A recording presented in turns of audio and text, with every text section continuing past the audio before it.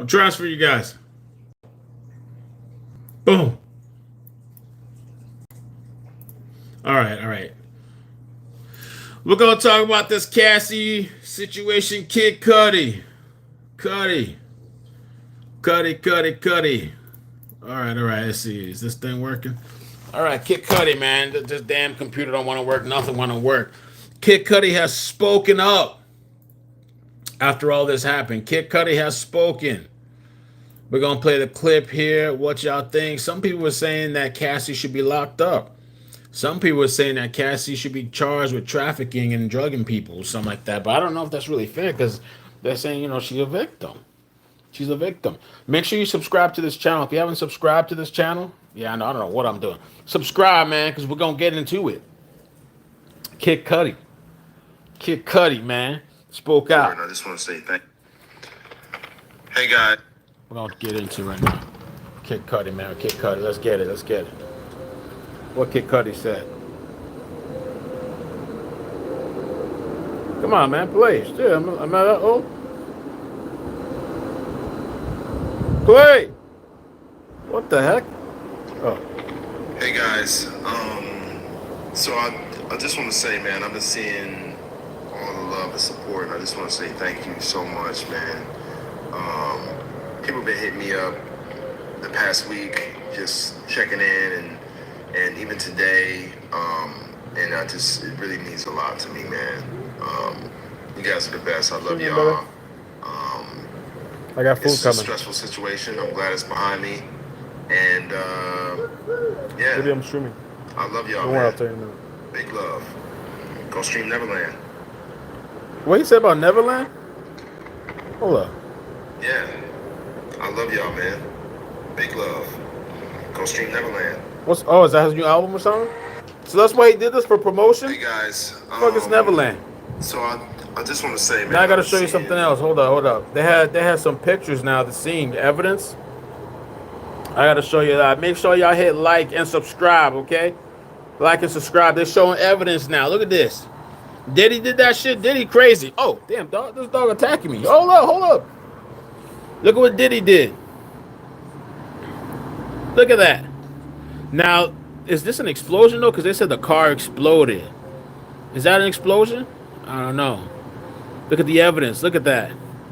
It looked like, was that really a Molotov, or they just threw in there like a lighter or something, like a tissue with some, and they lit the thing on fire? They did cut a hole in the roof. That's crazy, right? Wow. Yeah, he did say Cassie played him. Cause he caught feelings for her. He caught feelings for Cassie. And Cassie, I think Cassie was just kind of using him a little bit, just to get jealous at P. Diddy. You still in the child sex trafficking? Don't get sued, bitch ass. Don't get sued, bitch ass. Want to talk shit, pussy motherfucker. That's why any motherfuckers ain't saying shit now. Don't get sued, motherfucker. You pay up too. Ricky, don't eat that. Ricky, don't eat that. Pussy bitches calling people that shit. Yeah, come say it to my face. Come get sued, fuck. Fuck, boy. That's crazy. Look at that.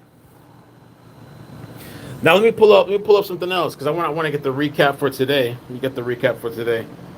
Hold on 1 second, because I like this lady that's been giving the recaps. This right here, let's take a look at it. Kid Cudi.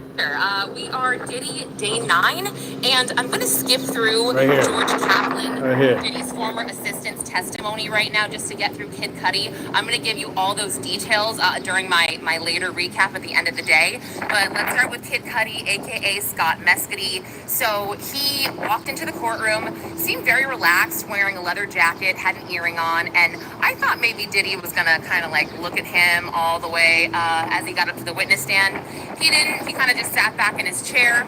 So Kid Cudi testified that he met Cassie, they dated, they worked on music together, and he said that he thought that Cassie and Diddy were on again, off again, but at the time that he was seeing Cassie, which we found out was pretty much about a year. Oh, and also he got up there and said that he loved her. He was in love with her. How sweet. But he said that he was under the impression that she was totally off again with Combs for that entire year. So, and we all know that Diddy found out about Cassie and Kid Cudi from her testimony when Diddy found an email on her phone to Capricorn Clark or one of Kid Cudi's assistants, something about her toiletry bag at his house. So we hear about this. We hear about this night. And oh, by the way, not to jump around again, but when the prosecution had their opening statements, they mentioned a break-in involving Diddy's assistant that was kidnapped out of her bed at night and was forced to go break into someone's home to look for Cassie. And it turns out it was Kid Cudi's home. But we'll get there. So he goes back to that evening, December 2011. He says that, hopefully you guys can hear me, it's so windy. He says Cassie calls him very upset and stressed, saying, you know, Sean Combs found out, and she's panicking, and she says, come and get me. So he goes to get her, and he takes her to a hotel. He takes her to the Sunset Marquee. He thought that would be better. She'd be off the radar. But then he later says that for whatever reason, Cassie gave Diddy his home address, Kid Cudi's home address. And maybe she felt like she was forced to. Maybe he was threatening her. That's just a guess. I don't have proof of that. I'm just wondering why she would do that. So they're at the hotel, and then they get a call from Capricorn Clark. And Capricorn, although she works for Diddy, she's good friends with Cassie. So Kid Cudi describes that Capricorn is on speakerphone, and she's calling them from the car in the driveway of Kid Cudi's house. And she says, yeah, like Diddy's in there with an associate. They woke me up out of bed. They forced me here. They're in your house. So Kid Cudi is pretty mad, and he's like, what the hell? So he gets in the car, he drives over to his house, and he said he calls Diddy, and he goes, motherfucker, why are you in my house? And he just said, I just want to talk to you. That's what Diddy said. And then Kid Cudi says, I'm on my way over. I wrote all this down. And then Sean Combs says, I'm over here waiting for you. So he arrives at the house. He also says that his security cameras, they normally point a certain way. They were pointing down for whatever reason. And, but he goes inside. He said nobody was there. All that he noticed was that there were Christmas presents for his family on the kitchen table. They were Chanel, that's all he remembers, and they were opened. And that his dog was locked in the bathroom, or like behind the bathroom door. So, he also said that his dog kind of had PTSD from that incident. Sorry, of being locked in there. Okay. I think Diddy did something to that dog. Oh my God, it's so cold. I think Diddy did something to that dog. I think he like so he calls drugged it Diddy after or that, touched and he it or says, something. you know, where are you? And then I guess Sean Combs says, yeah, I'm on my way. And I don't know, he said that things went through his mind, like, you know, should I stay here? Should I do something? You know, whatever. Or should I meet him? And he said after going through all of this, he's like, no, I'm not going to do this myself. I don't know if he has weapons. I don't know anything. So he said that he called the police. And the police went to his home, and they made a report about the break-in, and that was that for now. So he went back to Cassie. She was stressed. That was her demeanor. But he went to Connecticut for the holidays. And when he was in Connecticut, Kid Cudi describes that, I'm like, am I snotting? Sorry, I feel like, oh my gosh, I've probably been snotting this whole time. Really sorry. That coke drip. It's really cold. That coke drip. Kid Cudi describes that Combs is texting him while he's in Connecticut. Like, you know, what did he say? I just want to get to the bottom of it. You know, I was in the dark about all this stuff. This is what he's texting Kid Cudi. And he's just like, I want nothing to do with this. So he doesn't respond to him. And then Cassie ends up breaking up with him before New Year's. And, you know, he goes back to LA. And then we found out that Cassie goes to Arizona to visit Diddy. And so now we're January of 2012. And he said he's 45 minutes away from his house. This is Kid Cudi. He said he's at his ex-girlfriend's sister's house, and his dog sitter calls him and says that his car is on fire. And it's about 6:30 a.m. And she takes pictures of the car, and he is a Porsche. And it turns out that a Molotov cocktail was thrown through the top of the car. That's crazy. So he drives over there. I mean, we see pictures. The whole roof is destroyed. They open the door up. It's all charred on the inside.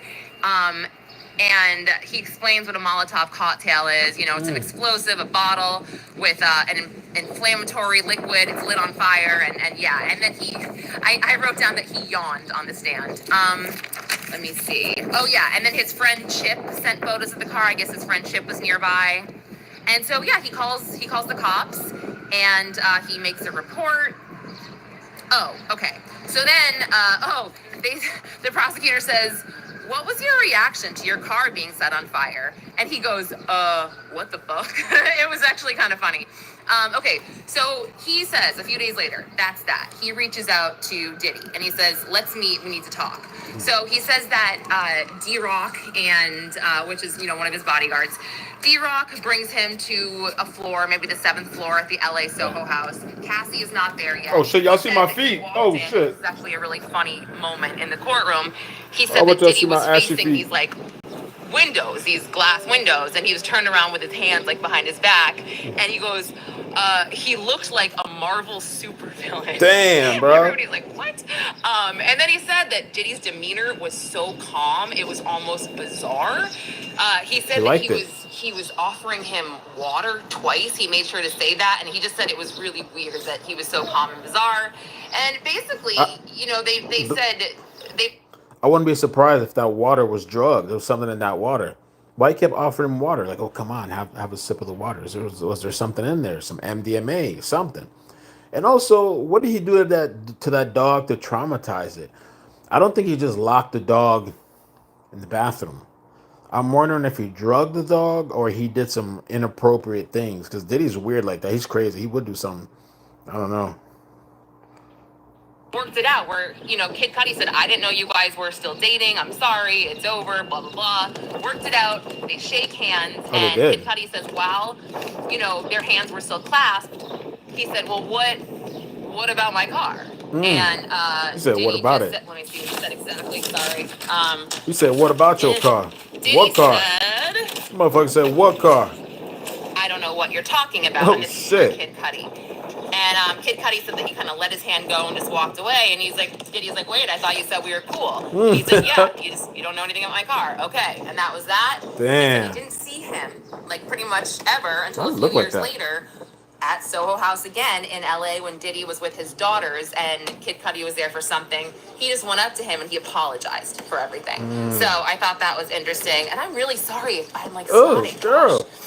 Okay, so really quick, a minute left. So Brian Steele did the cross of Kid Cudi, and it was actually funny. At one point, they had a sidebar. I don't remember what it was exactly, but Kid Cudi goes, "Mr. Steele, I want to say something," and the judge was like, "No, you can't." It was kind of a funny moment. And Brian Steele, he kind of got Kid Cudi to smile a little bit. He complimented him, said, you know, how talented he was, and then the things that he pointed out, the important things the defense pointed out here. Okay. The fact is, he asked him about the police report with the car, and he said, "Well, did they ever follow up with you, the LAPD or whichever they never followed up about the car? Because you know they got fingerprints, they got DNA, and he basically was like, I don't know what you're talking about." And Steele said, "Yeah, so the DNA was from a woman that they found," and Kid Cudi said he didn't know that. And I'm not adding in any commentary here, so just, you know, make your own conclusions in your mind if whatever you think is going on. Then he also added that during the break-in, he said his door was open, wide open, and there was no forced entry. He also got Kid Cudi to admit on the stand that he felt like Cassie, quote, played him. He said that twice. Ooh, Cassie played him. Let me see. He also, he testified that Cassie told him about the physical violence, but he didn't see it himself, but Cassie just told him. He didn't know anything about sexual violence. I'll have more later. South Africa, as we all... Oh, shit. Nick Fuentes. So, he never saw the stuff. He's just going based on what Cassie told him. But he caught feelings for Cassie. He liked Cassie. Let me play this other clip from Nancy Grace. He felt that he got played. So I think Cassie just wanted to do anything to please Diddy, and she was also jealous, like he was jealous, and they were very toxic. Car, Sean Combs says 30 days before, I'm a blow up. I'm gonna blow your shit up. His Porsche. It's gone. Oh, And believe it or not, just a few short days later, Kid Cudi's car that should blows blow up up. by Molotov. Well, Nancy, prosecutors didn't charge him with using a Molotov cocktail, using a destructive device. And the statute of limitations on that would have run out in like 2015 because this allegedly happened in 2010, 2011. All the statutes of limitations would have run out. No. In the 5-count indictment, prosecutors state, quote, Combs, quote, relied on employees, resources, influence of a multifaceted business empire he controlled, and attempted to engage in, among so many others, sex trafficking, forced labor, kidnapping, arson. Damn. Put him up. So Arson. those are the Yes, it is part of the indictment. So, Jurassic erase. You want to start over? Ooh, You girl. want a little do-over? Because he is charged with that. Go ahead,